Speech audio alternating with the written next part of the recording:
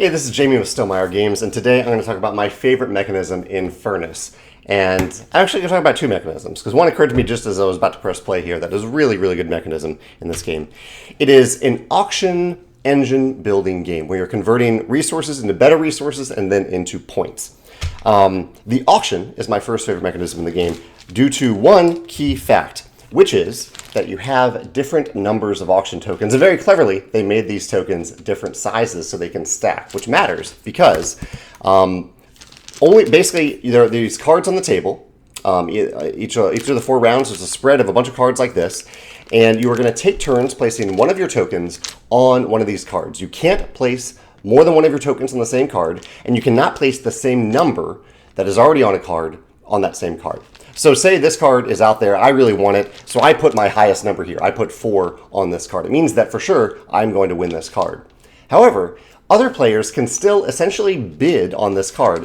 I guess it's auction, it's a little bit of worker placement. They're putting another number on this card, and what that does is that when we are removing those tokens at the end of the round to see who gets some things that I'm about to say in a second, and whoever gets the card, the players who didn't win the card get the resource at the top of the card equal to the number on the token they put on here.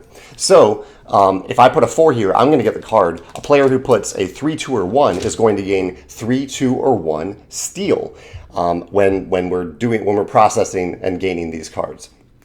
I think that's a really clever system. It adds some interesting decision points. When do you play these tokens? Generally, we seem to play the highest numbered token first. We play the 4 first, but not always. And after those 4s were played in particular, it was really interesting to see which of these cards you would go after. And even in the final round of the game, I remember I won a lot of cards, but I didn't want to win those cards. I actually wanted the resources more than I wanted the cards in those games.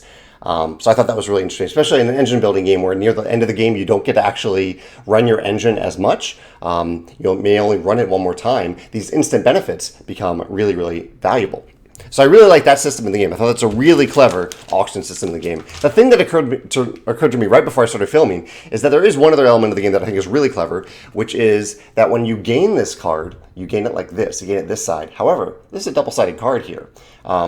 As you can see down here, this kind of black and white conversion here, that's saying that on this side of the card, you can't get that. This is something that you can only get if you flip the card over. And flipping is an action you can take that's built into a card that you receive at the very beginning of the game.